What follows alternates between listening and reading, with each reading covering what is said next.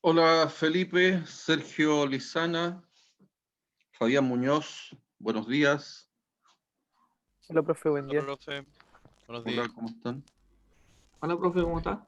Bien, bien, Hola, bien. gracias. ¿Ustedes? ¿Alguna novedad, alguna noticia, alguna materia de reflexión? Felipe, Mm, Que el tiempo es preciado. se Hay te que escucha aprovecharlo. mal, Felipe. Ve si puedes ajustar tu micrófono.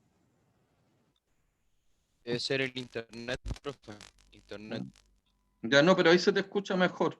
Felipe Kerrigan, Sergio Lizana, Víctor Reyes. ¿Algún comentario, Felipe?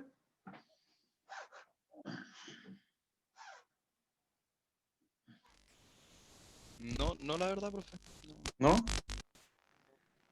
Aquí apareció la persona que me ayuda en los comentarios. Víctor Pérez, ¿alguna reflexión, comentario? ¿Cómo estás, Víctor?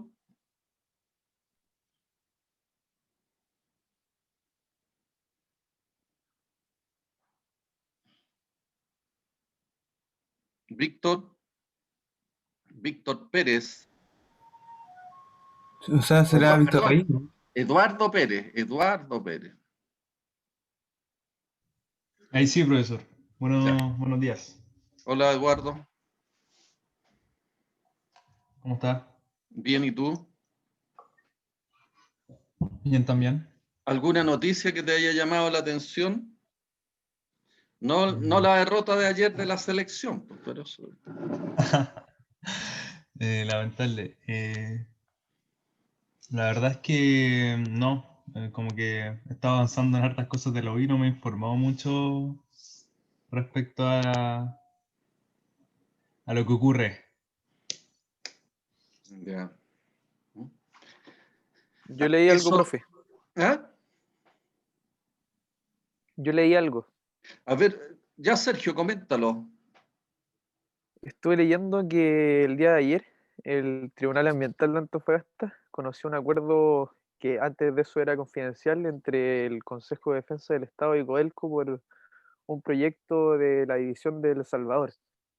¿Ya?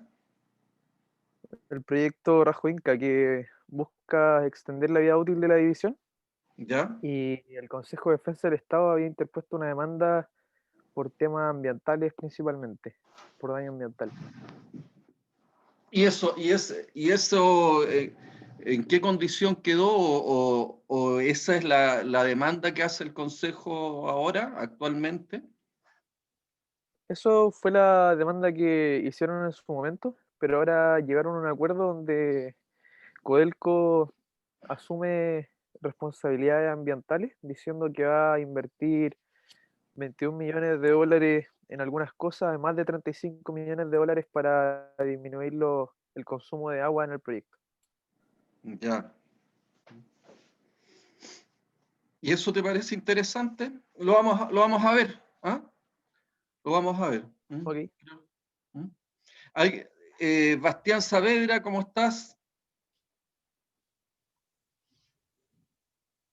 Bastián,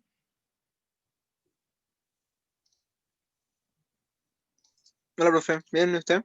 bien, Bastián. ¿Y Estaba tú cómo tratando estás? de desmutear el micrófono, Ya. pero no me Oye, resulta. Bastián, ¿escuchaste el planteamiento que hizo Sergio Lizana respecto al tema de reflexionar?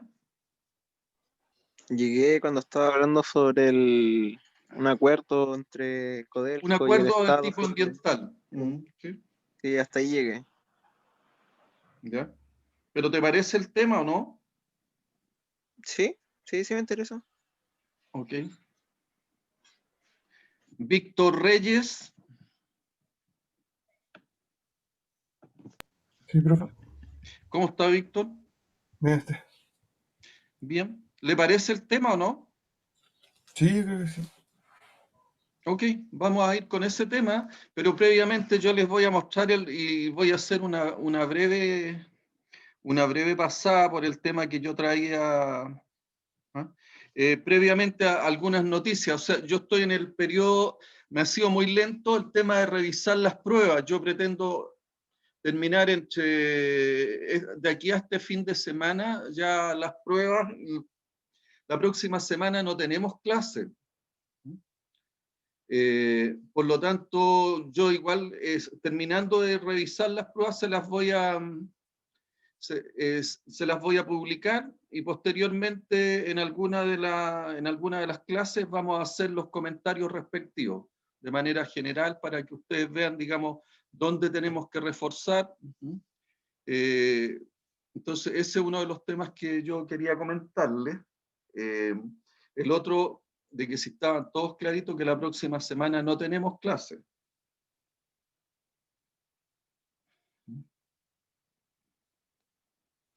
Bien, y vamos a ir entonces con el tema que les había señalado. Yo traía una reflexión que me parecía bastante interesante, pero la que planteó Sergio también me parece interesante. Sergio, quiero que tú lo contextualices. ¿Me esperas un poquitito para yo mostrarles qué es lo que traía? Porque también me parece interesante desde el punto de vista de cultura general el tema que les voy a plantear.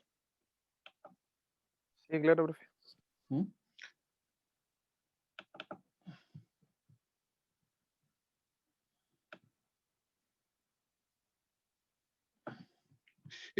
Por favor, se colocan presente en el chat también. Y aquí aparece, este es el título. Dice, la vacuna de Pfizer destroza los algoritmos bursátiles. ¿Alguien Felipe Kerrigan. Felipe, ¿tú has escuchado hablar sobre de qué se trata esto de la vacuna Pfizer? O sea, leí una noticia al comienzo de la semana cuando había salido que eh, había logrado cerca de un 95% de efectividad la vacuna y no estaba presentando ¿Y en qué se relaciona con los efectos. procesos industriales y particularmente con el mantenimiento? ¿Esto tendrá algo que ver con el mantenimiento? ¿Con la yo lo veo por industria? el lado de yo lo veo por el lado de la confiabilidad. Las La vacunas, confiabilidad humana por lo podría, por lo que me he sí. informado, todos los procesos de estandarización de las vacunas son súper estrictos para que al momento de que salgan al mercado tenga una confiabilidad del 100%. Y es por eso que Bueno, son tan lentas también, el ir avanzando etapa a etapa. ya. Bueno, es una mirada que uno le puede dar, ¿cierto? Del punto de vista de lo riguroso que deben ser todos estos procesos y del nivel de confiabilidad que debe tener este tipo de producto, dado la catástrofe, las consecuencias catastróficas que significaría, ¿cierto?, que una vacuna de estas características fallara. Entonces, es una muy buena mirada. Pero, ¿cómo lo relacionas tú con el mantenimiento o con los procesos industriales, con la economía, Felipe? Va a ser va a permitir un aumento en la confianza en todo lo que va a ser la inversión económica. Es como devolverle la confianza sobre todo al sector bursátil, que con el tema de la pandemia es muy, se trabaja la especulación. Entonces yo veo Mire, que noticias así permiten incentivar las inversiones y reactivar la economía. No sé si va mira, por ahí aquí la pregunta. el título que dice, la vacuna de Pfizer destroza los algoritmos bursátiles. ¿Y qué es lo que dice? Los extraordinarios movimientos de activos al cambiar el escenario macro castigan a los hedge funds cuantitativos. Eso que los hedge funds básicamente son inversiones de capital en activos de alto riesgo, ¿ya? Y de alguna manera toda esta inversión se basa, ¿cierto?, en que los bancos o las instituciones financieras hacen sus inversiones a través y se fundamentan en su inversión en activos de alto riesgo, ¿ya? Como grupo de inversionistas basado en una serie de algoritmos. La pregunta es, y acá a ver si me la puede responder Víctor Reyes, ¿qué es un algoritmo? Una serie de pasos que hay que seguir para cumplir algo. Una serie de pasos y etapas, ¿cierto? Que son sistemáticas y bien, algunas muy bien fundamentadas para alcanzar algo, ¿ya? Entonces, estos algoritmos bursátiles se vieron afectados, ¿ya?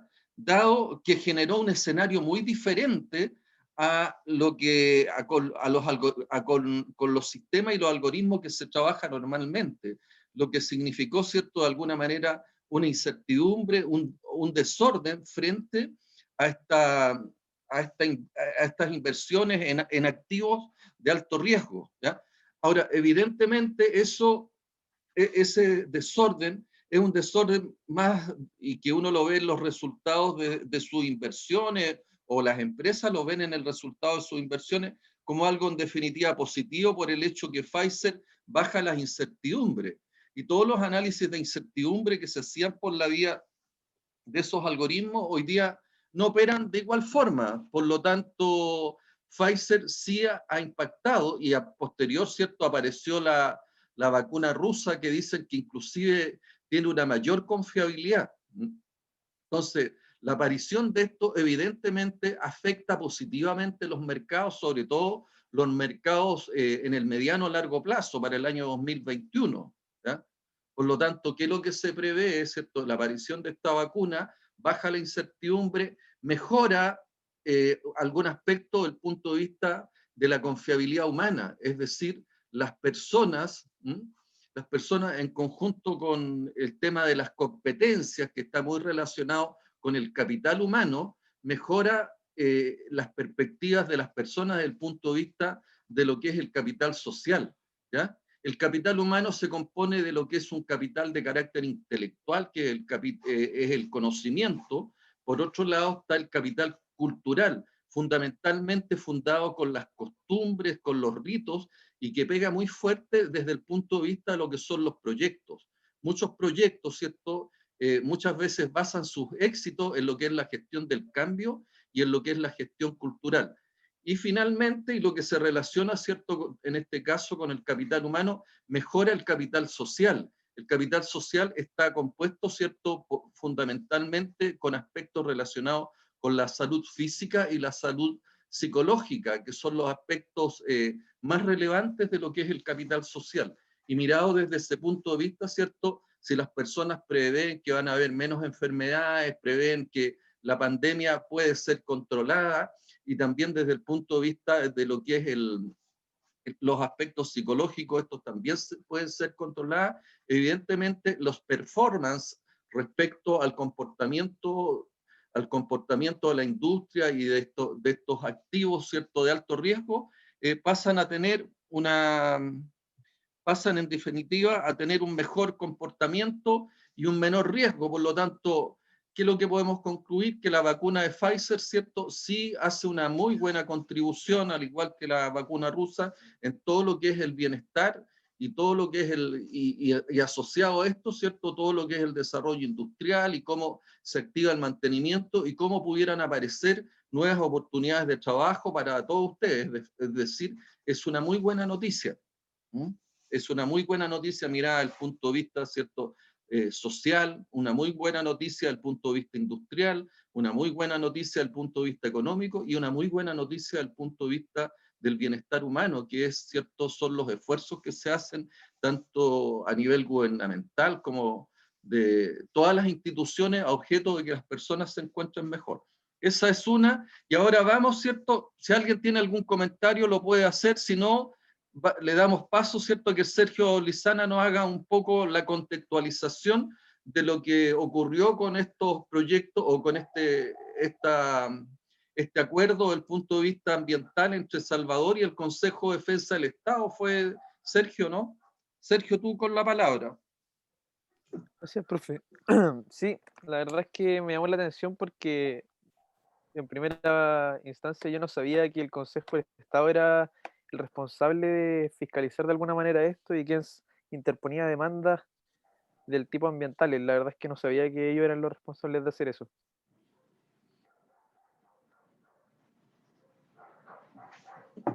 ¿Podrías contextualizar un contexto aún mayor, o sea, para entender cuál es el tema, lo que me relataste a mí, para que vamos haciendo un contexto de la noticia y empecemos a analizarla.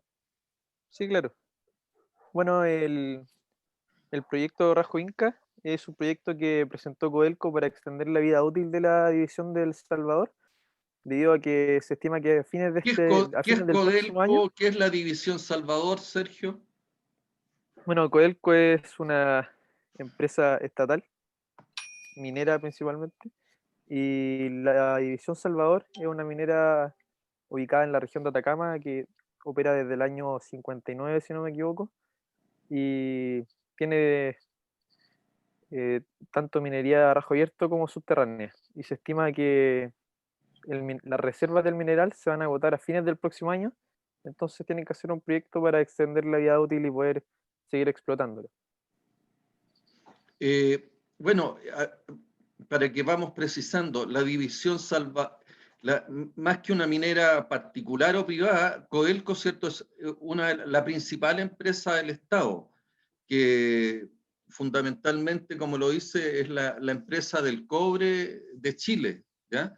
Siendo Chile uno de los principales o el principal productor de cobre en el mundo, ¿ya? Codelco tiene del orden de, en estos momentos, como 6 o 7 divisiones, una de las cuales es la División Salvador. La División Salvador está ubicada, ¿cierto?, en la tercera región de Atacama, tal cual lo dijo Sergio Lizana, y fundamentalmente nace allá por los años 59, 60, donde pasa a reemplazar otra de los grandes minerales que existían y que en esos momentos estaba en manos privadas, y posteriormente pasa a ser la División Salvador de Codelco Chile, ¿ya? La División Salvador principalmente producía a través de lo que es la minería subterránea, y ya por los alrededores del año 2003, 2004, se estaba haciendo el análisis de cierre de lo que era División Salvador. Un análisis de cierre básicamente porque la minería, ¿cierto? Uno dentro de lo que es la cadena del valor de la minería, uno de los factores más importantes está relacionado con todo lo que es la exploración y la búsqueda de reservas, ¿ya? Y ya durante el año 2002, 2003, se establecía, ¿cierto?, una condición en la cual esta división ya sus reservas estaban agotadas. Por lo tanto, había que hacer un estudio de cierre. Y aquí es donde, a ver, a mí me gustaría que alguien me hiciera participantes. Vamos a ver, Fabián. Marcos Cromer. Marco, usted, quiero que me haga un para lo que es la división Salvador. No lo escuché recién, profe. Como que habló suave y no lo escuché. ¿Qué dijo? Me gustaría que tú hicieras el análisis, pero escuchaste todo el contexto que hizo Sergio, Sí. que lo fui apoyando yo, ¿cierto? Sí, perfecto. Sí, eso sí. Me gustaría que tú hicieras un análisis Pestel de la situación del Salvador, porque de ahí se desprende toda esta situación ya del tipo ambiental, que en los años 2002, 2003 no era tan rigurosa como lo es hoy día. ¿Ya? Claro, primero hay que analizar, si vemos el análisis Pestel, como lo dice, primero hay que ver un análisis político. Sí. El análisis político hoy en día es de inestabilidad. Por lo menos hoy.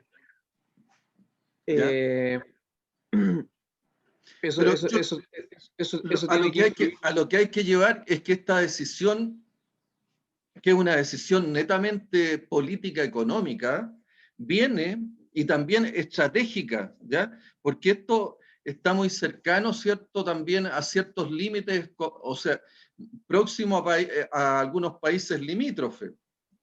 Por lo tanto, el cierre de una operación y eso, ¿qué es lo que significa? Junto con cerrar las operaciones en la División Salvador, significa que hay prácticamente una región que queda sin actividad económica y prácticamente debiera ser abandonada. Entonces, ese es el análisis también, que de alguna manera ese análisis data más o menos del año 2003, 2004, que empezaron los primeros análisis. Por eso que te Claro, digo que es y importante lo político ahí.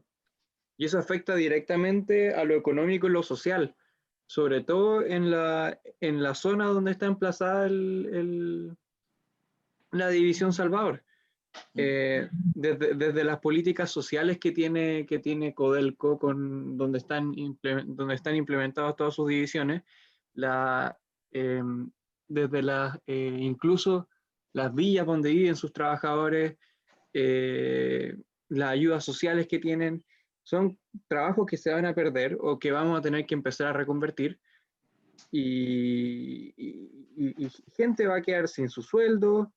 Y eso es algo que se tiene que hay que preocuparse al minuto de tomar la decisión de cerrar una división de ese estilo, en la que yo no sé particularmente cuántos trabajadores tendrá División Salvador, pero asumo también que desde el año 2003 han ido disminuyendo. Es que han ido bajando sus operaciones, y por lo Claro. tanto, del orden de los... Salvador en algún momento llegó a tener del orden de 4.000 como personal propio, ¿ya? Y porque Salvador tiene y tenía todo lo relacionado con mina, planta, fundición y refinería. Y ha ido bajando básicamente en todo lo que es su actividad desde el punto de vista minero y también de planta. Era una mina de carácter subterráneo. Pero aquí hay que entrelazar un poquito, Marco, y para los demás, todo lo político, lo económico y lo social, ¿no? Tal cual tú lo estabas diciendo. Entonces, ahí más o menos hay que relacionarlo y ver si tú puedes resumir ahí un análisis, Marco. Sí, bueno, eso más que nada, o sea, para mí lo que es más fundamental en cuanto al cierre de una división de ese estilo es que, desde el punto de vista económico, la actividad económica de la región va a disminuir. Por lo tanto, tal vez la calidad de vida de muchas personas va a disminuir en gran medida, tomando en cuenta también mucha gente que va a quedar sin empleo, sin sueldo, y sobre todo la importancia que tienen las políticas sociales de Codelco, que son grandes. O sea, Codelco generalmente se ha preocupado de generar políticas sociales hacia sus trabajadores.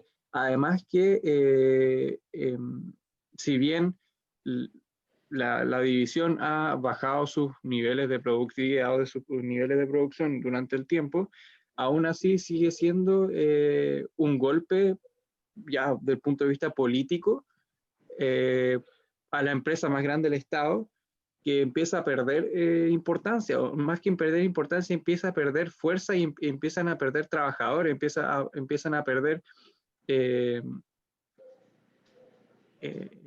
trabajo y injerencia desde el punto de vista económico. Y eso es un golpe importante a la política y sobre todo ahora, cuando se encuentra una inestabilidad tan grande, ¿no? A ver, vamos precisando. Por allá por el año 2003, 2004 fue que ya hubo que tomar una decisión respecto a la continuidad o no continuidad de lo que era División Salvador. Y evidentemente el gobierno de turno en ese momento, que era el gobierno del presidente Ricardo Lagos, ¿ya? Y ahora hay que considerar que los gobiernos dentro de lo que es Codelco, en esa fecha en sus directorios estaban presentes dos ministros, ¿ya? Uno era el ministro de Hacienda, que algunos deben haberlo escuchado, que era el ministro Izaguirre, que hasta hace poco también fue ministro de la presidenta Bachelet, formaba parte del directorio de Codelco. Y el otro era el ministro de Minería, que era el presidente del directorio de Codelco, ¿ya? Que era el ministro Dulanto, ¿ya? Incluso en las decisiones donde se toma y se decide y se analiza todo lo que es la continuidad de la División Salvador, evidentemente está presente el hecho político y el hecho inclusive político electoral. ¿Qué daño desde el punto de vista electoral le podía causar al gobierno de turno, desde ese punto de vista, el cierre de una división de esas características, dejando, ¿cierto?, prácticamente una región en una condición tan desmedrada, porque ya a esas alturas las reservas de División Salvador estaban en serio riesgo. Por lo tanto, hay una decisión política. La decisión económica pasa, oye, ¿qué es lo que ocurre, cierto? Si una división de una empresa tan importante como Codelco empieza a perder dinero, ¿ya? ¿Qué es lo que significa? Que el precio del cobre está por debajo de los costos de producción, ¿ah? Entendiendo que los costos de producción tienen que ver con todo lo que es la confiabilidad operacional, lo que hemos conversado nosotros, de qué manera, ¿cierto?, estos costos de producción se relacionan también con el nivel de vida óptimo de las plantas. O sea, hay toda una decisión técnica, ¿ya? Pero ¿qué es lo que manda? Manda fundamentalmente el precio del cobre. ¿Y qué es lo que se empieza a ver y cuál es el análisis económico, social? ¿Ya? Es que si bien el precio del cobre podría estar por debajo de los costos, es decir, se iba a perder dinero del punto de vista neto, y iba a haber una pérdida de dinero, pero por otro lado, ¿qué es lo que se hacía? Se mantenía lo que era la actividad económica, frente a una división de esas características en una región, ¿cierto?, como la región de Atacama, en lugares donde la actividad económica en general es muy baja. Estas divisiones son el motor económico de este tipo de ciudades. ¿Qué es lo que significa cerrar una división como Salvador? Significa que en definitiva muere todo lo que hay alrededor, tanto desde el punto de vista económico, como también desde el punto de vista de lo que es toda actividad. Se ve en riesgo todo lo que es la actividad humana en lo que es la región, con las consecuencias que eso significa desde el punto de vista nuevamente político, social, económico, legal, y todos los significados que eso pudiera tener. Evidentemente, dentro del PESTEL, ¿cierto?, aparece el tema ambiental. Con el tiempo, ¿cierto?, y dado que ya a esas alturas del 2004, 2005, aparece una solución para que tenga la continuidad la división Salvador, ¿ya? Si bien tuvo esa situación presente, lo que ocurre paralelamente es que la solución va por lo que es una mina Rajo. Y una mina Rajo también es muy agresiva desde el punto de vista de lo que es el medio ambiente, ¿ya? Del punto de vista de polución, y probablemente yo eso no lo tengo en cuenta, y tendría que interiorizarme y ver más. Probablemente afectaba algún tipo de glaciar o algún tipo de fuentes de agua que es muy valiosa en esa región. Entonces, ante ese tipo de situaciones, evidentemente, todos los organismos relacionados con el control ambiental, y particularmente a través de lo que es el Consejo de Defensa del Estado, ponen sus objeciones, ¿ya? Porque una de las condiciones que deben tener los proyectos industriales hoy en día es la sustentabilidad y la sostenibilidad, para que cumplan también con los aspectos relacionados con la integridad operacional. Un proyecto que no es sustentable o que no es sostenible porque va a afectar los recursos, ¿cierto? Sobre todo el recurso tan importante como es el agua u otros de esas características, evidentemente pasan a ser un problema desde el punto de vista ambiental. Y es por eso que estaban ese tipo de planteamientos de parte de las instituciones ambientales y particularmente del Consejo de Defensa del Estado, ¿ya? Ahora, a mí me parece un tanto, ¿ya? Ahora, basado en los análisis anteriores que recién hicimos, ¿cierto? Y particularmente en lo político, en lo económico y en lo social, yo quiero decir que las medidas de mitigación, y lo voy a decir con mucho respeto, me parecen solamente aspirinas. O sea, si estamos hablando de medidas de mitigación para proyectos de esa envergadura del orden de 20 millones de dólares, en proyectos que son de varios miles de millones de dólares muchas veces, creo que son un poquito. O sea, el acuerdo recoge mucho, yo creo, y este es un juicio que yo estoy haciendo sin ningún tipo de fundamento, ¿ya? Yo creo que eso recoge mucho los aspectos, los análisis políticos, económicos y sociales que se hacen al interior de quienes tienen que hacerse de la decisión. El costo político es muy grande.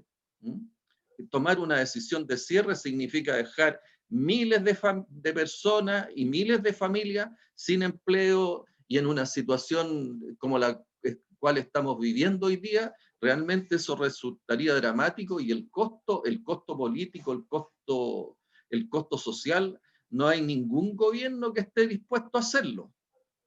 ¿Ya?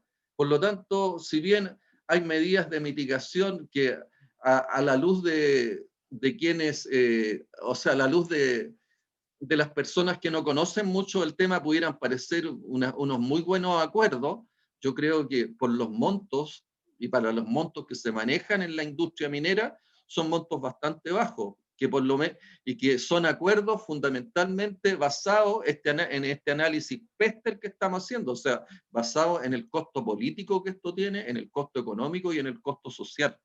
Sergio Lizana, su opinión al respecto.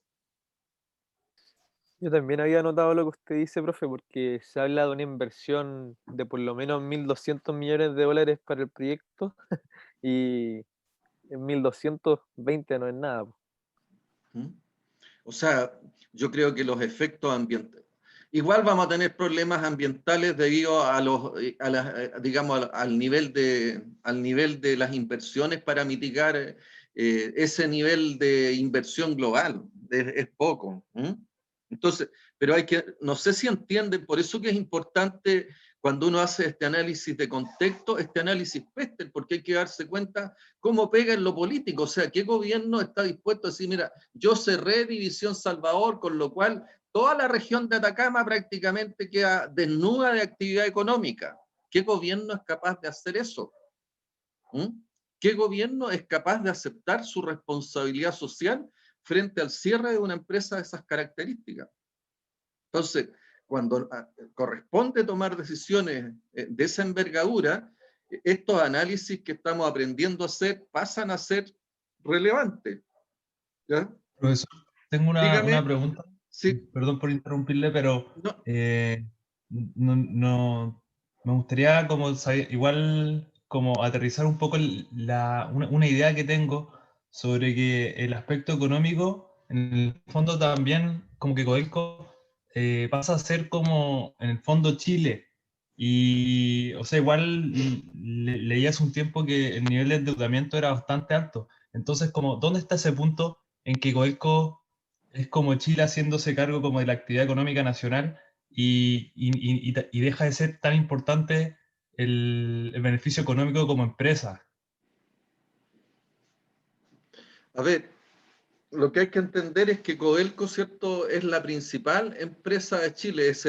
De alguna manera, es un motor económico. ¿Eso qué es lo que significa? Que no solamente está el tema relacionado con sus utilidades o la rentabilidad como empresa, sino que el aspecto desde el punto de vista de motor económico que hablamos, ¿ya? La sinergia económica y la sinergia desde el punto de vista del desarrollo que genera esa actividad económica, ¿ya? ¿Por qué? Porque, ¿qué es lo que ocurre? Y esto ustedes pueden apreciar cuando baja el precio del cobre y el precio del cobre se transa, ¿cierto?, en los mercados de Londres, ¿ya? Donde en los mercados de Londres, ¿qué es lo que se está mirando? Fundamentalmente oferta-demanda. Y dentro de lo que es la oferta, concurren todas las empresas mineras con sus producciones, habida y por haber, y dentro de la demanda están todos los países que requieren este producto de cobre, que es fundamental para lo que es el desarrollo de los países. En este último periodo, ¿cierto?, la mayor demanda del cobre está en China. ¿Por qué? Porque China, dado el crecimiento económico que ha tenido y el fuerte desarrollo económico también, es que China es uno de los principales usuarios, sobre todo desde el punto de vista de lo que es la electrificación, ¿ya? uno de los aspectos que marca el desarrollo de los países es que en la medida que, o sea, si un país quiere crecer y desarrollarse, el tema de la electrificación es un tema fundamental.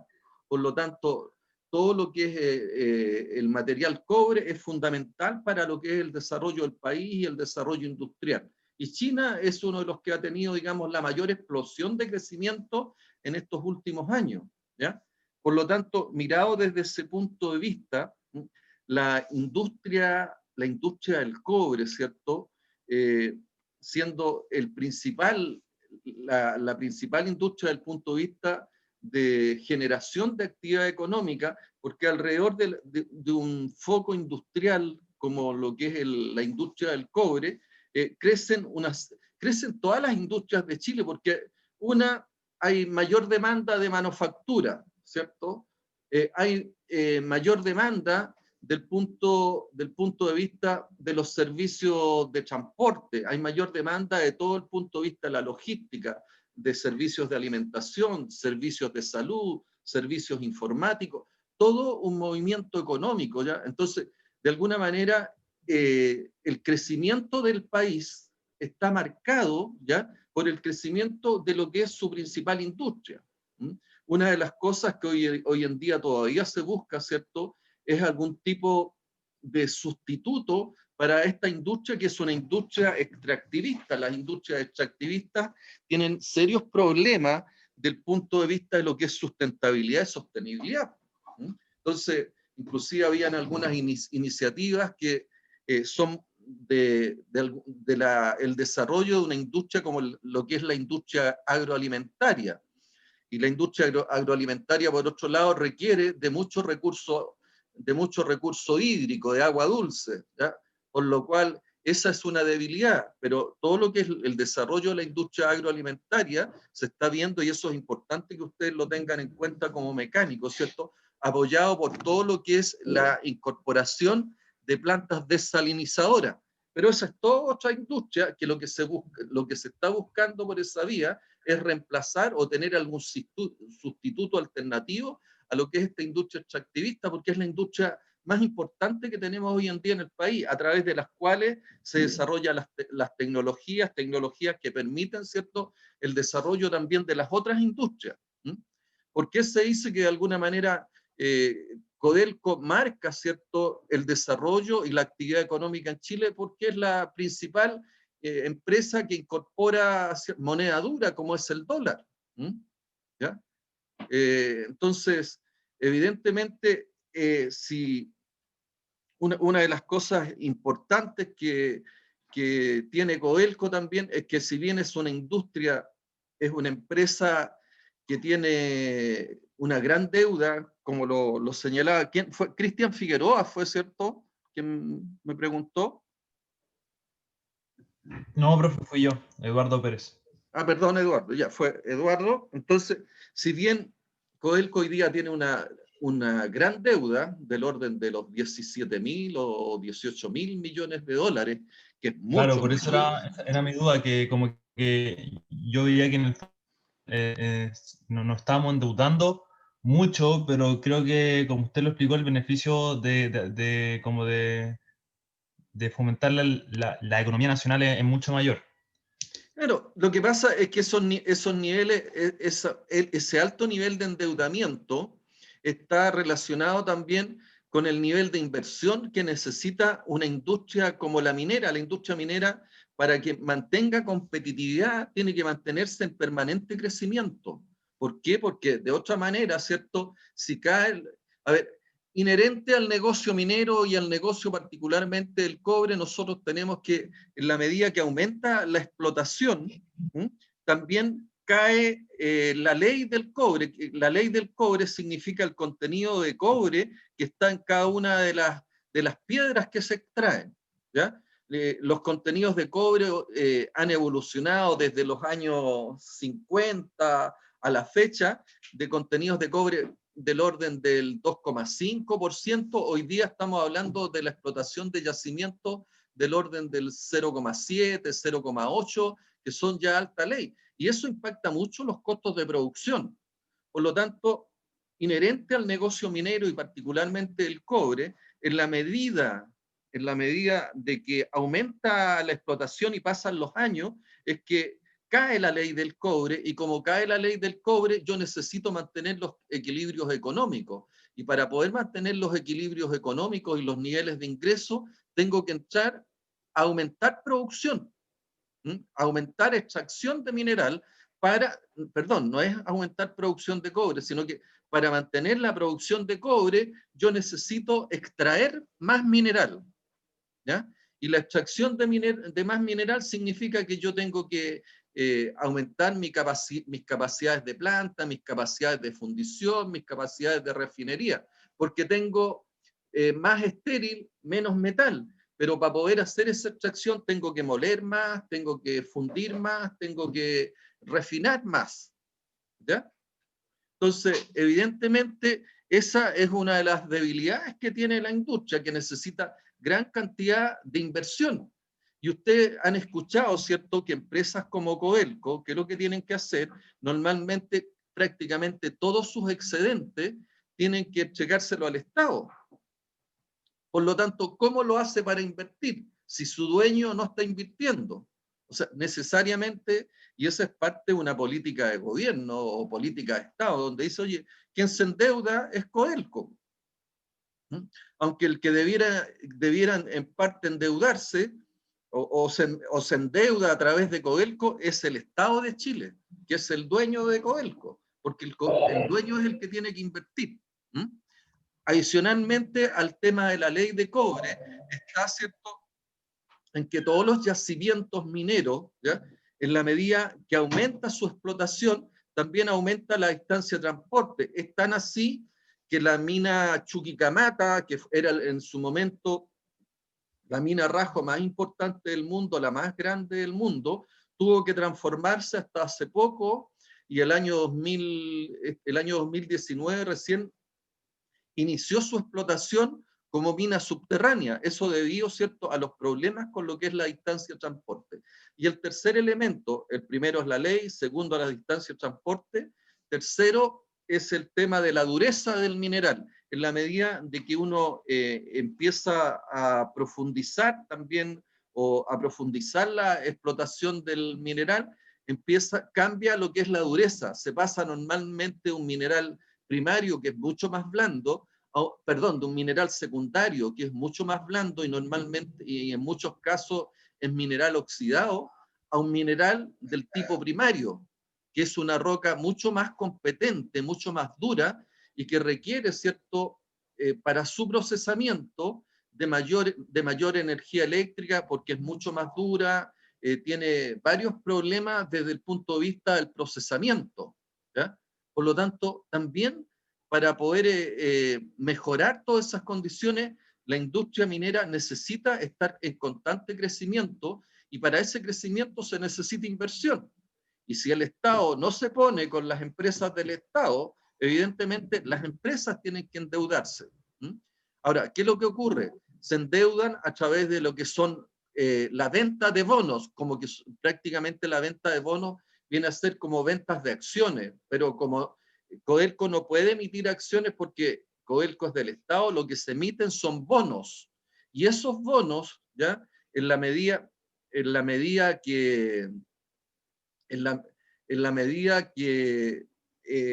esos bonos aumentan desde el punto de vista de que se emiten más bonos, evidentemente la empresa empieza a tener más deuda. Y cuando la empresa tiene más deuda o el país tiene más deuda, ¿ya?, eso significa, en definitiva, que la empresa se hace más riesgosa, y al hacerse más riesgosa, el costo de ese capital, ¿ya?, también me prestan, pero a mí me prestan con mayores intereses, ¿ya? Entonces, ese es el riesgo que tiene en la medida que un país se endeuda más o que una empresa se endeuda más, ¿ya? El aumento del riesgo de la empresa o el aumento del riesgo país es complicado, ¿ya? Existen empresas que están evaluando el riesgo empresa o el riesgo país de manera permanente. Una de ellas es Standard & Poor's, hay otras empresas, varias, de manera internacional hay como tres 3 grandes empresas que son evaluadoras de riesgo país y evaluadoras de riesgo empresa. Una de ellas, como les digo, es Standard & Poor's. Hay otras 2 también muy importantes, pero el tema que mencionaba Eduardo es un tema muy relevante, muy importante, pero que eso también está sujeto a las políticas económicas y financieras del gobierno que está de turno. Entonces, ¿cómo enfrenta el tema de endeudamiento? ¿Cuáles son las políticas que hay desde el punto de vista del financiamiento que tienen las empresas de estas características? Ahora, si uno lo asocia a lo que estábamos analizando, evidentemente uno lo que puede ver, ¿cierto?, de que el análisis Pestel es un análisis que me permite a mí orientarme fuertemente de cómo se toman las decisiones, cuáles son los elementos que yo debo estar teniendo en cuenta para hacer, oye, ¿cuál va a ser la política de financiamiento de Codelco? ¿Cerramos o no cerramos una división como Salvador? Ahora, eso, estimados alumnos, ¿cierto?, es un elemento que es sumamente importante para todos los tipos de decisiones que a ustedes les va a tocar tomar.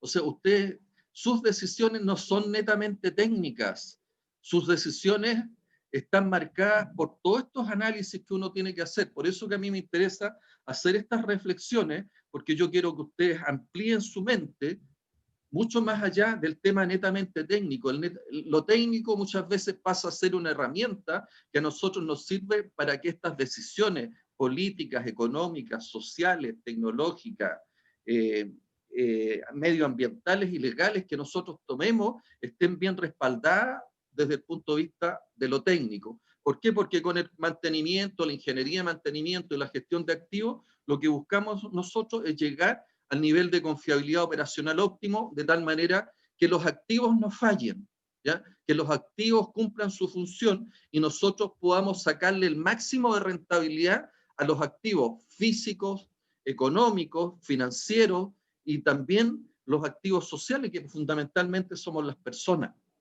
¿ya? Sergio Lizana, usted como dio el tema, me gustaría su cierre para que ya nos vamos a la materia. Bueno, profe, yo estoy de acuerdo con todo lo que usted dice y también considero importante lo último que comentó sobre que las decisiones técnicas no siempre son las que van a influir en la decisión final. O sea, hay muchos aspectos que no técnicos como lo político, económico y social que va a influir en una decisión que quizás no va de acuerdo con la técnica, pero evaluando los pros y los contras es la decisión más correcta, pues. O sea, aquí uno tiene que tener en cuenta todos los elementos cuando toma una decisión. Y yo lo que les he señalado, la confiabilidad operacional, el mantenimiento, lo que vamos a iniciar ahora, ¿cierto? Y que se dice que vamos a ver un tercer método que es el mantenimiento centrado en confiabilidad. Eso a mí me permite, ¿cierto?, alcanzar los niveles de confiabilidad operacional. ¿Por qué? Porque cuando yo tomo decisiones que son decisiones de carácter estratégica, fundamentadas en estos análisis del tipo Pestel, ¿ya? Las herramientas que yo tengo, las herramientas técnicas, que normalmente las decido también considerando los contextos operacionales donde se van a desenvolver todos estos activos, son los que de alguna manera le dan sustento, ¿ya? La integridad operacional de nuestras industrias, nuestros procesos industriales, es lo que le da sustento a estas decisiones, estas macro decisiones, a estas decisiones estratégicas que tienen que hacer los estados, ¿eh? Porque eso nos permite de alguna manera también tener claro cuáles son los flujos futuros que podemos tener nosotros como país, los flujos futuros que nosotros podemos tener como empresa industrial, ¿ya? Y el riesgo país está marcado, ¿cierto?, por la probabilidad de flujos futuros que yo puedo desarrollar hacia adelante. Por eso que es tan importante cuando yo les señalo en las empresas, oye, el EBITDA de alguna manera a mí me marca, ¿cierto?, cuál es el potencial de flujos futuros que yo puedo tener en mi empresa, ¿ya? Y eso va a marcar el nivel de riesgo de mi empresa, ¿ya? El nivel de flujos futuros que yo puedo el potencial de flujos futuros que yo puedo tener. Y eso marca el riesgo empresa, marca el riesgo país. Y en eso ustedes están siendo protagonistas porque están dándose cuenta, ¿cierto?, de cómo con sus decisiones, ¿cierto?, de mantener bien un equipo, pueden influir, ¿no?, y pueden ir aportando los ladrillos para esta gran catedral, ¿cierto?, en el sentido, ¿cierto?, o de esta manera metafórica, en el sentido de cómo nosotros podemos ir construyendo un gran país, ¿ya? Las decisiones que ustedes tomen en su empresa, ¿cierto?, decisiones que tienen que ser fundamentadas en lo técnico, considerando los aspectos éticos, ¿ya?, y mirando el bienestar, ¿sí?, y mirando, ¿cierto?, todos los aspectos que sus propias competencias pueden aportar, ¿ya?, evidentemente van a ser muy importantes si nosotros integramos todos esos esfuerzos y todos esos talentos para ir construyendo un país mejor. ¿Mm? Evidentemente que el tema político, la mala política muchas veces nos puede llevar por otro camino, pero tenemos que pensar de que nosotros estamos construyendo, o ustedes son los constructores de una nueva sociedad, del país del futuro. ¿Mm? Entonces, estos temas es importante que los estén considerando, ¿ya? Yo lamentablemente, y esto tengo que decírselo con un poco con pena, porque inclusive, ¿qué es lo que uno puede apreciar? Uno puede apreciar, ¿cierto?, una debilidad, ¿m?, que existe en los jóvenes de hoy, en las generaciones actuales, es un poco esta falta de análisis, esta falta de comprensión holística de los problemas, ¿no? Una falta también de comprensión lectora, ¿ya? Yo aquí, esta observación quiero que la tomen muy bien en cuenta. La falta de comprensión lectora hace que muchas veces las actuales generaciones no entiendan el problema, ¿ya? Y al no entender el problema, no van a poder solucionar el problema, ¿ya? Por lo tanto, esta capacidad de análisis, el disponer de estas herramientas que pudieran parecer muy simples, el poder hacer estas reflexiones, estos análisis, a ustedes les va a ayudar a entender mejor el mundo donde están parados, entender mejor el proceso industrial y la importancia que tiene lo que ustedes están haciendo. Sergio, ¿quiere terminar? O sea, no, profe, yo creo que lo que usted dijo está muy bien para cerrar la idea de la reflexión. Gracias. Ok. Nuevamente nos extendimos más de la cuenta, pero creo que vale la pena. Bien, lo que señala, ya nosotros estamos en la unidad temática número 3, ¿cierto? Hemos ido avanzando respecto a esta unidad temática número 3. Vimos la semana antes pasada, estamos viendo los distintos métodos que existen, de tal manera de que uno pueda tener las herramientas de mitigación de los riesgos asociados a las fallas de los equipos, y esas herramientas de mitigación fundamentalmente son los planes de mantenimiento y la incorporación de los distintos tipos de mantenimiento, ¿ya? Aquí, de alguna manera, lo que he visto en la prueba, en la prueba número 1, y donde quiero hacer énfasis, que por favor se entienda muy claramente, ¿ya?, es que nosotros tenemos distintos tipos de mantenimiento. Nosotros tenemos el mantenimiento predictivo, que se trabaja, ¿cierto?, a través de lo que es el análisis de los potenciales. Tenemos los tipos de mantenimiento del tipo preventivo, ¿no? Y el mantenimiento preventivo que hace uso, ¿ya?, de algunos elementos que a uno le permiten, ¿cierto?, decir y prevenir una falla, pero a través de este mismo uso es que uno puede permitirse prevenir la falla, teniendo una cierta cantidad de ese uso. Es decir, yo puedo medir la cantidad de horas que yo puedo utilizar un equipo determinado, la cantidad de toneladas, el volumen pasado, las unidades de producto que se han procesado, y dado esa situación, ¿cierto?, para prevenir una falla, yo digo, oye, si pasaron cierta cantidad de horas, o cierta cantidad de kilómetros, o cierta cantidad de unidades de procesar, yo debo hacer una detención del equipo y hacer un cambio de componentes, de tal manera que yo prevenga las fallas, ¿ya? Entonces hay un tipo de mantenimiento del tipo predictivo, hay otro tipo de mantenimiento del tipo preventivo, previene la falla. El otro la predice a través de algunas herramientas, como hablamos, el análisis de vibraciones, termografía, análisis de aceite, ¿ya? Entonces, eso es importante que ustedes lo tengan muy claro. Y cuando se trata de fallas o cuando se trata de equipos muy críticos, y cuando estamos hablando de equipos críticos, estamos hablando de equipos en los cuales una falla puede traer consecuencias catastróficas, ¿eh? Por lo tanto, si estamos hablando de equipos críticos, nosotros estamos hablando de equipos que pueden afectar de manera catastrófica a las personas, al medio ambiente, a las comunidades, del punto de vista legal, del punto de vista económico o del punto de vista del prestigio de la empresa.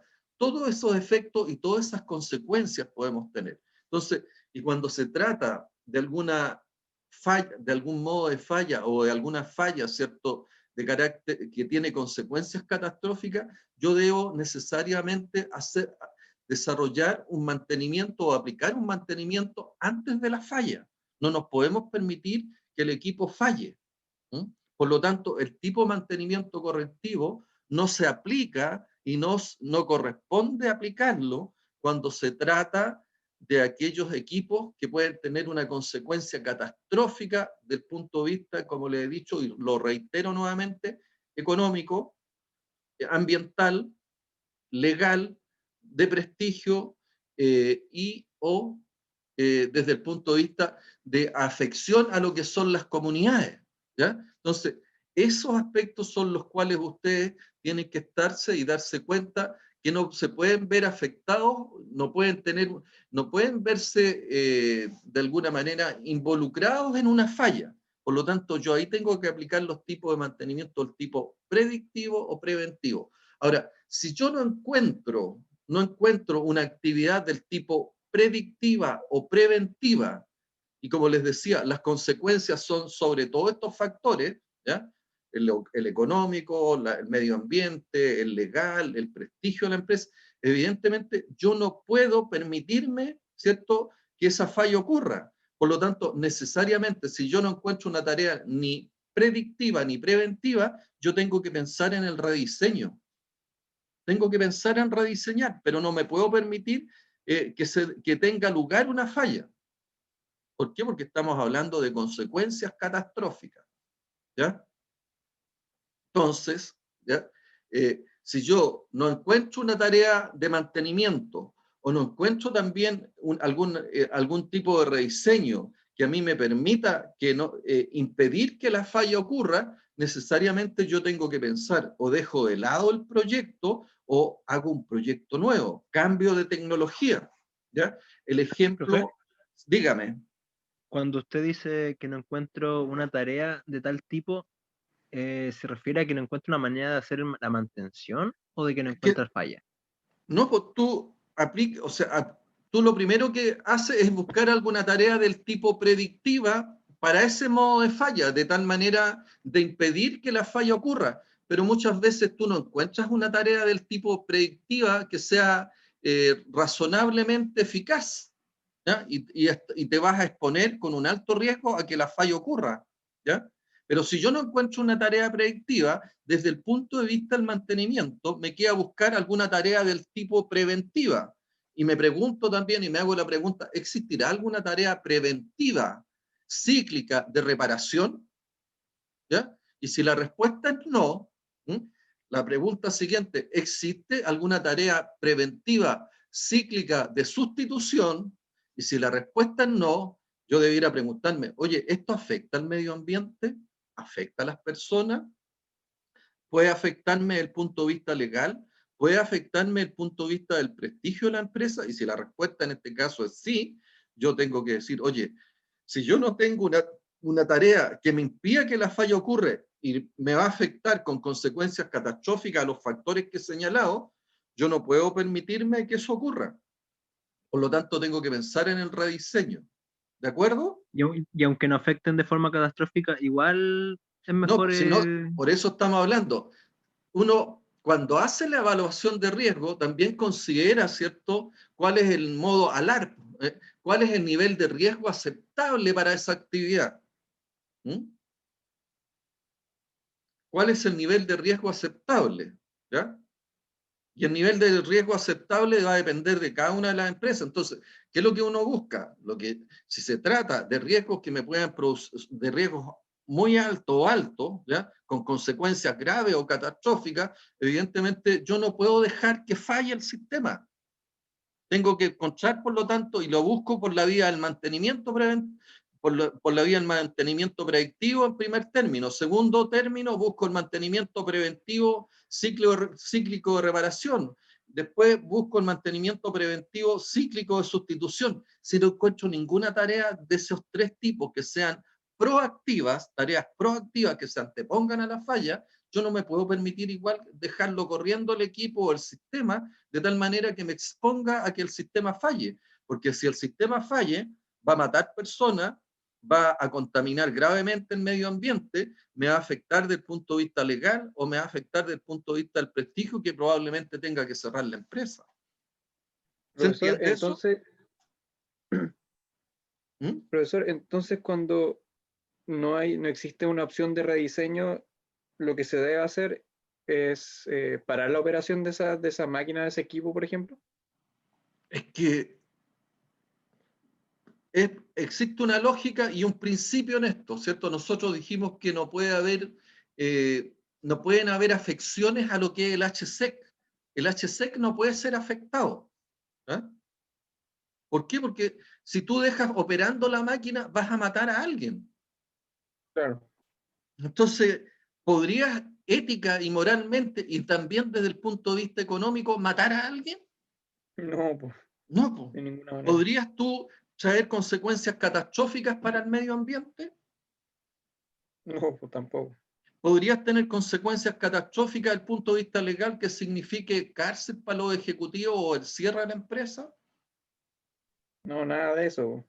Desde el punto de vista del prestigio, una falla que, oye, una empresa de alimentos, ¿cierto? Una falla te puede significar, ¿cierto? Si estamos hablando de alimentos descarozados, donde, oye, la peladora de manzana que utiliza una serie de cuchillas, se le partió un trocito de la cuchilla y la cuchilla quedó incorporada en el descarozado y se le metió en el estómago a un infante.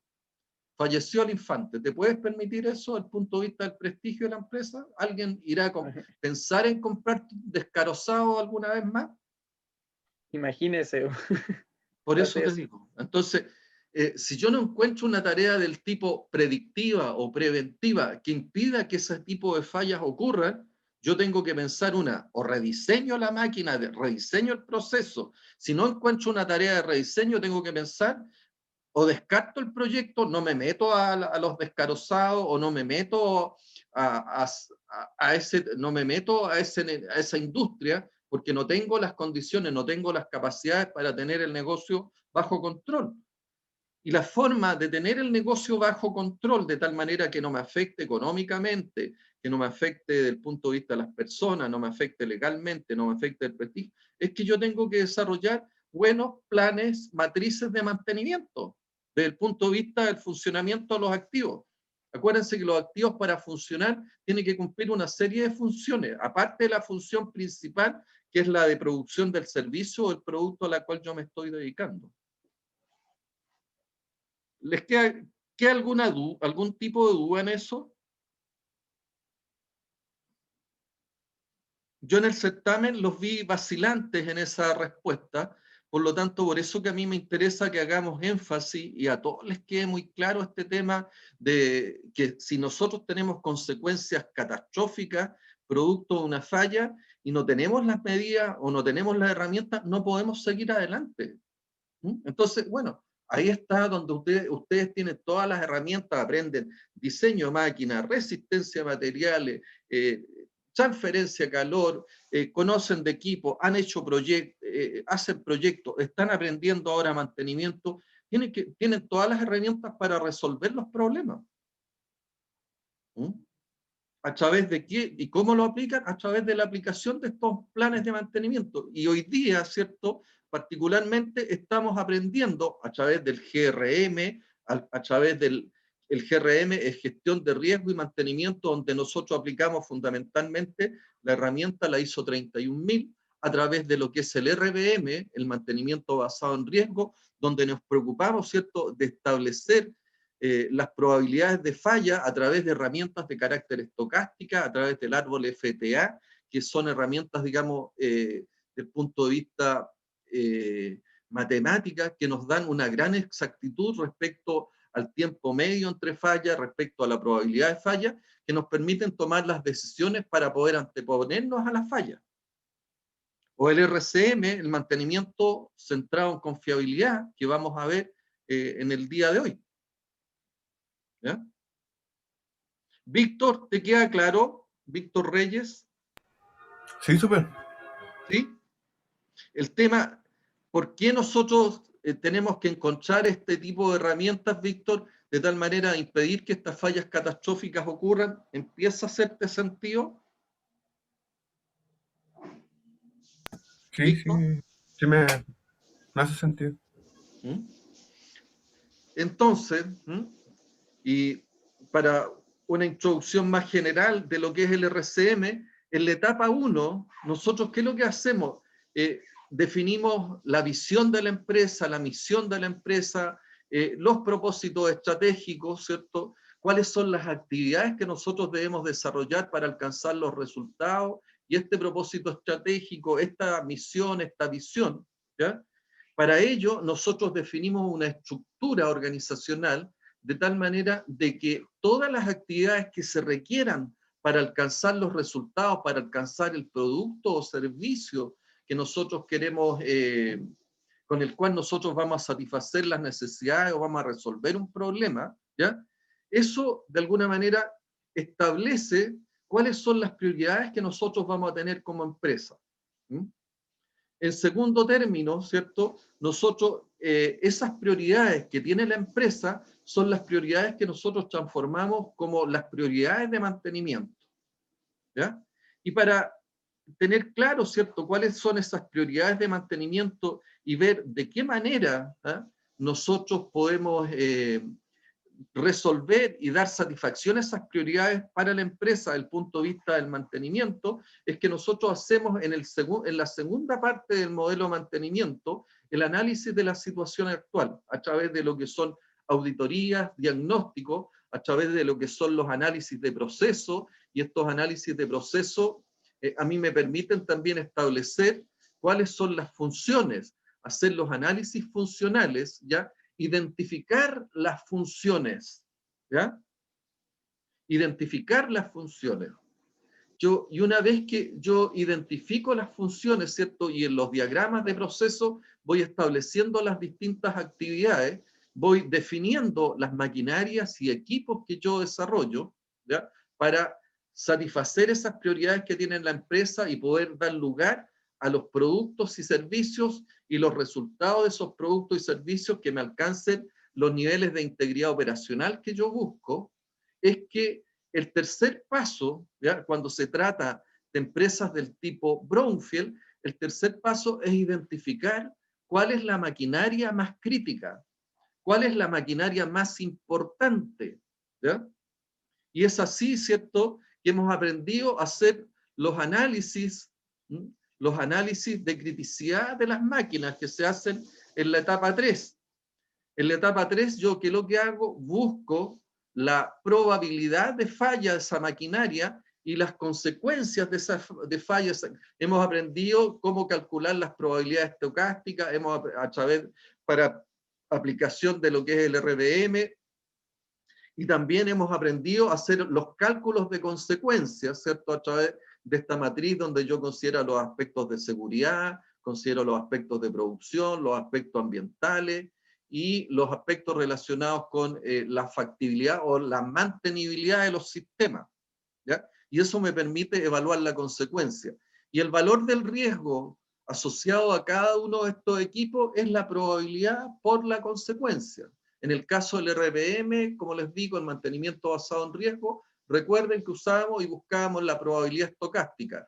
En el caso del RCM, nosotros vamos a ver que básicamente nuestra forma de estimar probabilidades es a través de lo que son las experiencias de los operadores o de los mantenedores o de los fabricantes de equipos o experiencias en otras faenas donde nosotros determinamos cuál es la frecuencia de falla en el contexto operacional que corresponda.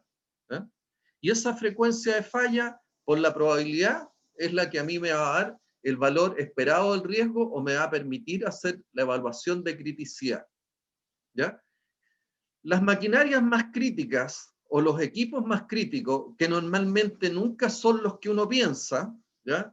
Porque al hacer este análisis de criticidad, los análisis funcionales y cuáles son los riesgos más críticos, uno muchas veces cuando está haciendo estos análisis de criticidad se encuentra con muchas sorpresas, ¿ya? Pero este análisis de criticidad es el que me va a permitir a mí jerarquizar los equipos, y aquellos equipos de mayor riesgo o de mayor criticidad son los equipos donde yo voy a centrar mis mayores esfuerzos. Son aquellos equipos donde yo me tengo que preocupar, ¿cierto? Y llevar mi mayor cantidad de recursos económicos a esos equipos más críticos. De alguna manera esto recoge todo lo que muchas veces ustedes han escuchado en calidad o en otros ramos sobre el Pareto o otros, este método del 80-20, ¿cierto? ¿Por qué? Porque en las maquinarias más críticas es donde se focaliza, ¿cierto?, el 80% del éxito del resultado de mi negocio. Si me falla esa maquinaria crítica, evidentemente yo tengo una alta probabilidad que no alcance los resultados que me está exigiendo el negocio. ¿Hasta ahí se entiende, Brian?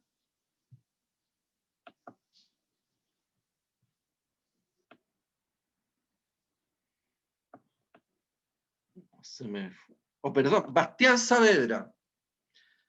Bastián. Sí, profe, sí se entiende. ¿Sí? Cristian Figueroa.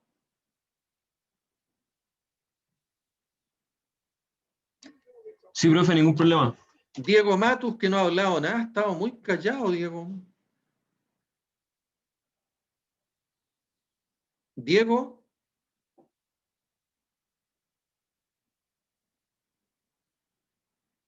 Diego Matus. Él respondió por el chat, profe. Dice que tiene malo el micrófono. Tiene malo el micrófono, ya, ok. Listo. Saludos, Diego. Me imagino que está entendiendo. Porque, Eduardo Pérez. Sí, profe, me quedó mucho más claro. ¿Ya? También las observaciones que hizo sobre el primer certamen, que creo que igual son importantes. Fabián Muñoz.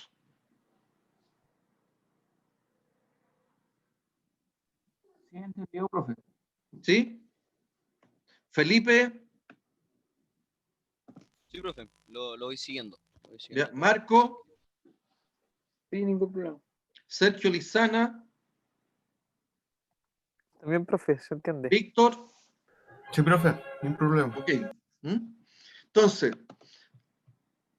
usted, una de las recomendaciones que yo le he hecho, usen este método, sigan el método, ¿ya? Y aquí es donde tienen que empezar a usar, ¿cierto?, las distintas herramientas. O sea, ustedes ya han aprendido y creo que a fuerza de repetición de todos los días, ya saben cómo poder evaluar un riesgo, ¿ya?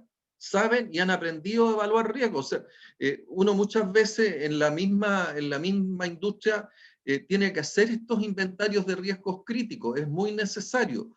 O cuando uno tiene distintas alternativas para desarrollar o alcanzar un resultado y tiene las actividades también yo puedo evaluar su probabilidad por su consecuencia, ¿ya? Y puede ir jerarquizando y haciendo este análisis de criticidad de tal manera, oye, de ver dónde yo tengo que centrar mi esfuerzo, qué es lo que es motivo de mi preocupación, qué es lo esencial del problema, ¿ya? Cuando yo llego y selecciono la maquinaria o las maquinarias más críticas, ahí es donde tengo que entrar, ¿cierto?, a la etapa a la etapa número 4, donde yo hago para cada una de estas maquinarias el análisis de puntos débiles. ¿Qué entiende Felipe cuando hablamos de análisis de puntos débiles? ¿Con respecto a todas las maquinarias o a la maquinaria más crítica? Da lo mismo. ¿Qué es Eh, lo que son los puntos débiles de una maquinaria que no es crítica? ¿Que no es crítica? Sí, que no es crítica. No, como que no entiendo muy bien la pregunta, profe. O sea, ¿Qué es lo me que son los entendería por las puntos maquinarias débiles? críticas. A ver, ¿qué entiendes tú por puntos débiles de una maquinaria crítica entonces? Los elementos en donde más Se- probable que Es que se te corta, Felipe. falle, no siempre acompaña. Ya, a ver, ya, pero los puntos débiles de una maquinaria crítica son aquellos puntos donde yo puedo encontrar modos de falla, ¿cierto? Donde se me puede presentar un modo de falla. Y para eso uno hace los análisis de los distintos modos de falla. ¿Cómo puede fallar un eje, Felipe? Por fallan por fatiga. Puede fallar por fatiga, ¿cierto? Puede fallar también por corte. Entonces, yo puedo encontrar distintos modos de falla y ¿cómo puede fallar, a ver, hasta un vaso?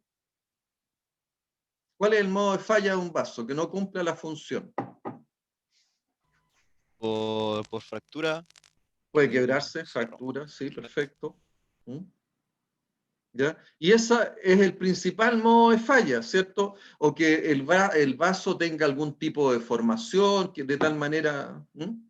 entonces, y ese modo de falla, yo tengo que analizar, oye, ¿por qué puede producirse la fractura de un vaso? Claro, entonces ahí habría que analizar las acciones que podrían atentar contra ese modo de falla. ¿Cuáles son los riesgos que tiene el vaso? Oye, un vaso se te puede fracturar porque se puede caer de un nivel a otro, ¿cierto? Un vaso se puede romper y quebrar porque se impacta entre un vaso y otro. Un vaso se puede quebrar porque yo puedo tener un vaso o le echo un líquido caliente y posteriormente le echo un líquido muy frío, el choque térmico. Entonces uno, oye, tiene el modo de falla y uno empieza a ese modo de falla buscarle las causas. Entonces, el análisis de puntos débiles tiene que ver, oye, de qué manera, qué es lo que le ha sucedido a esta máquina, qué podría sucederle, qué dicen los fabricantes, qué dicen otros usuarios de estas máquinas. ¿Se acuerdan que esas preguntas las estuvimos haciendo en algún momento, sobre todo cuando hicimos el análisis GRM, cuando hacemos el Ishikawa?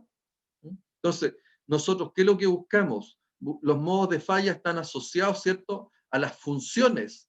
¿De qué manera se puede perder la función o de qué manera puede fallar la función debido, ¿cierto?, a estos modos de falla? ¿Qué es lo que causa el modo de falla?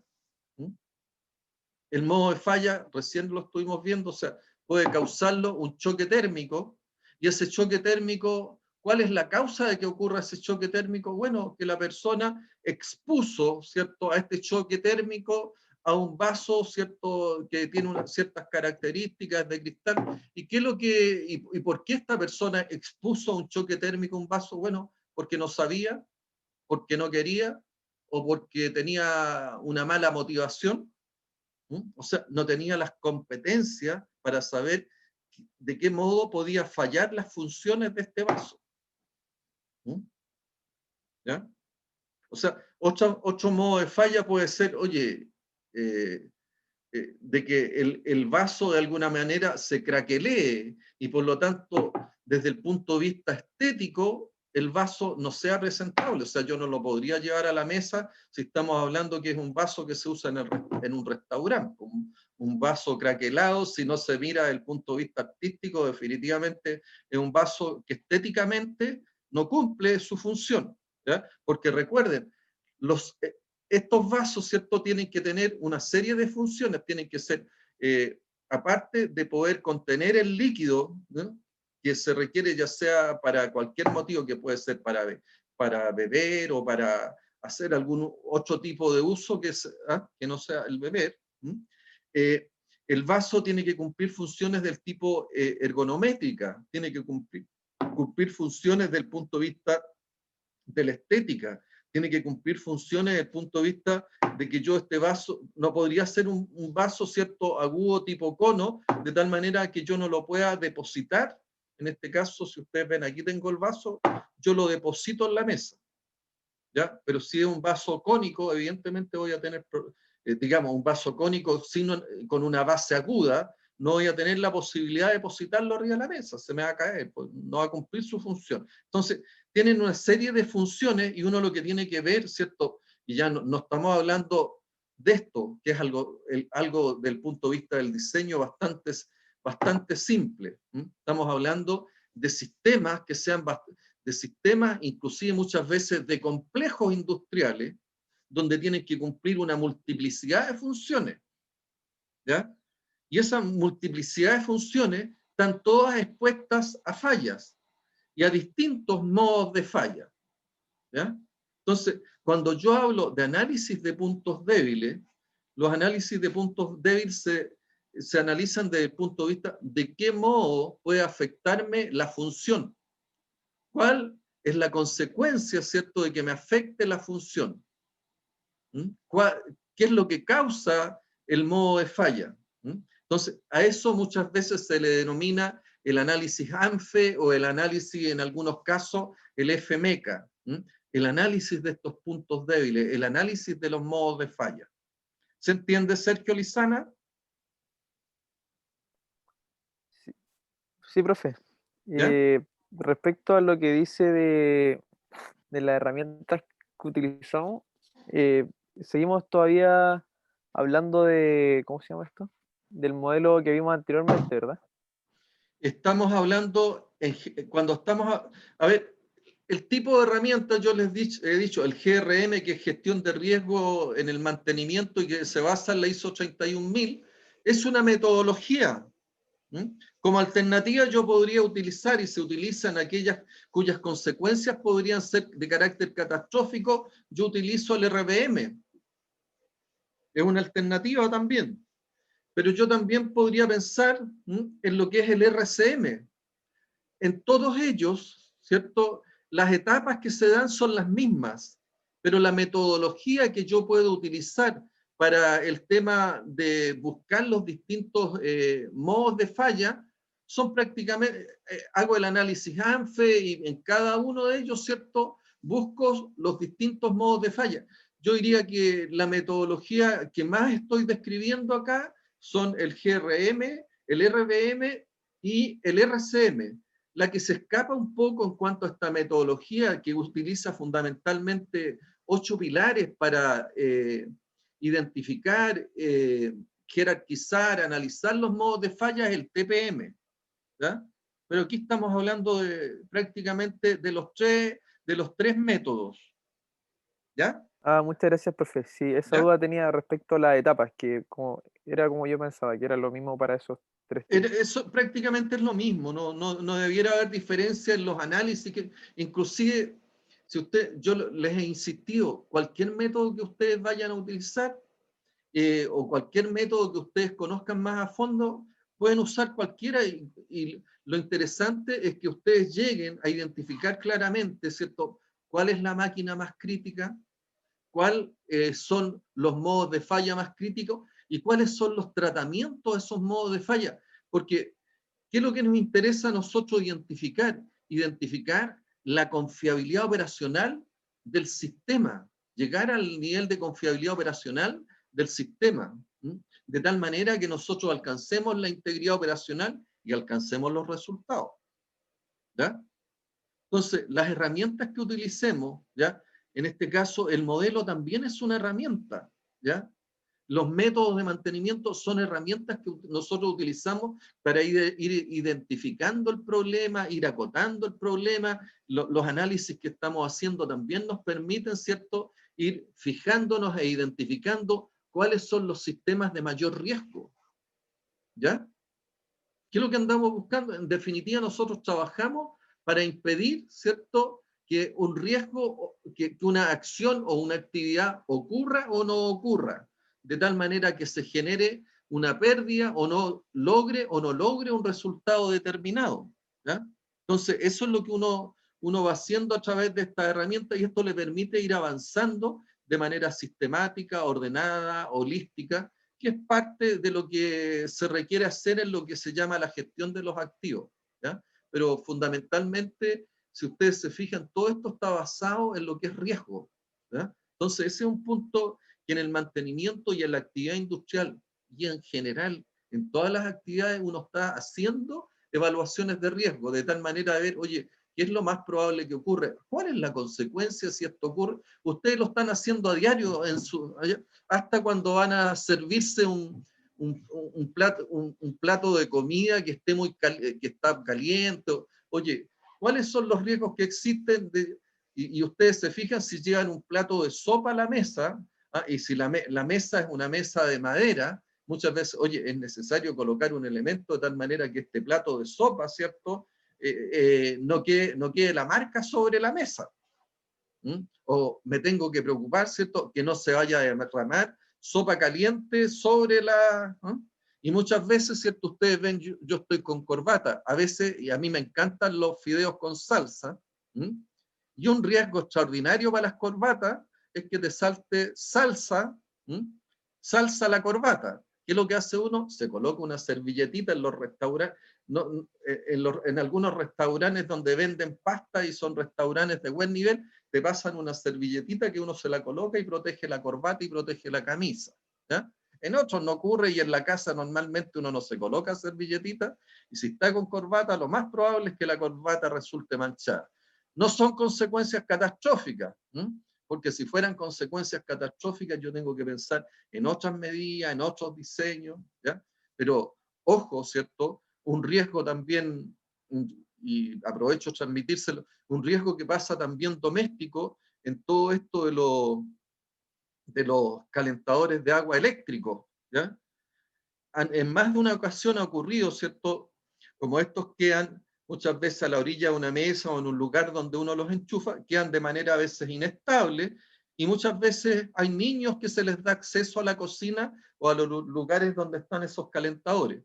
Si ese calentador se da vuelta y está hirviendo, el riesgo es realmente catastrófico. Cambia el futuro de las familias. Una cuestión tan doméstica como eso, ¿cierto? ¿Ya? Donde de alguna manera uno no consideró cierto riesgo o no consideró algún modo de falla de ese, evidentemente a mí me trae consecuencias catastróficas. Entonces, uno siempre, en toda actividad, está expuesto a algún tipo de riesgo.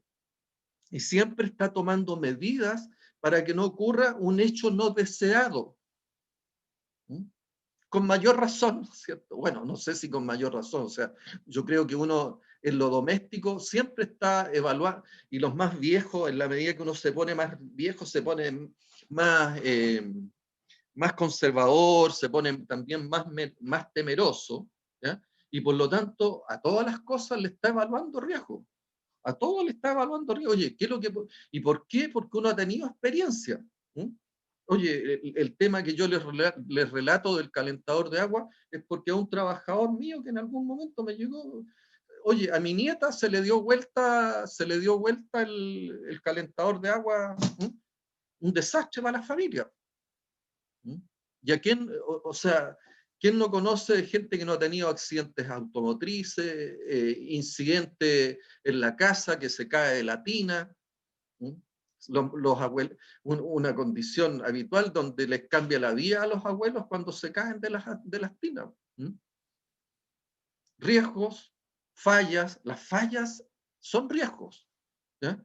Entonces, nosotros tenemos que, ¿y qué es lo que hacemos con el mantenimiento? Con el mantenimiento nosotros generamos las medidas de control del mantenimiento, de tal manera de tener nuestros procesos administrados. ¿Y por qué queremos tener nuestros procesos administrados? Porque queremos alcanzar los resultados de la empresa. Queremos alcanzar y que podamos obtener y que se logren las prioridades que tiene la empresa, que la empresa logre los resultados, logre los propósitos estratégicos, logre la misión y logre la visión. ¿Ya? Entonces, por eso es sumamente importante meterse en la cabeza, ¿cierto? En la ingeniería nosotros tenemos enormes riesgos en cada una de las etapas que vamos desarrollando. Los riesgos en proyectos son innumerables, ¿eh? Dependen de cada uno de los contextos operacionales. Riesgos desde el punto de vista doméstico innumerables, ¿ya? Y uno siempre tiene identificados los principales. Oye, los choques eléctricos, ¿ya? Las fugas de gas. ¿Ah? ¿Por qué? Porque los choques eléctricos, las fugas de gas pueden tener consecuencias del tipo catastrófica. Por lo tanto, las empresas, yo tengo que identificar, oye, ¿qué puede afectarme de manera catastrófica en mi empresa? ¿Qué modo de falla, qué punto débil pudiera ocurrir que me va a afectar de manera catastrófica al equipo que inclusive es más crítico? Y si yo identifico esos modos de falla, tengo que, ¿cómo los evito? Si son catastróficos, busco alguna tarea predictiva, busco alguna tarea preventiva. Si no encuentro una forma de prevenir por la vía del mantenimiento, ¿cierto? Estos modos de falla, ¿qué es lo que tengo que hacer? Pensar en rediseñar, de tal manera que ese modo de falla no tenga lugar. Sergio Lizana, ¿se entiende ahí? Sí, profesor, muchas gracias. ¿Alguna consulta, Fabián Muñoz? No, ninguna, profe. ¿Alguna consulta del curso en general? Porque son las 11:16, me pasé ya en un minuto. Si no es así, nos vemos ya en la tarde. En la tarde vamos y espero verlos a todos, vamos ya a iniciar de lleno con el RCM, donde las preguntas del RCM son cuáles son las funciones y estándares de desempeño, de qué manera falla en realizar sus funciones, qué causa el modo de falla, qué sucede cuando la falla ocurre, de qué forma afecta la falla, qué puede ser hecho para predecir, prevenir la falla, qué puede hacerse en caso que una tarea proactiva no pueda ser encontrada, es lo que hemos estado conversando. La respuesta a esas 7 preguntas nos permite a nosotros desarrollar los planes de acción que nos permite tener bajo control y administrado un proceso industrial de tal manera de alcanzar las prioridades que tiene la empresa. Jóvenes, nos vemos en la tarde. Nos vemos, chao, profe. Chao, Que que estén estén bien, nos bien. vemos. Nos vemos. Chao. Chao, profe. Chao, chao.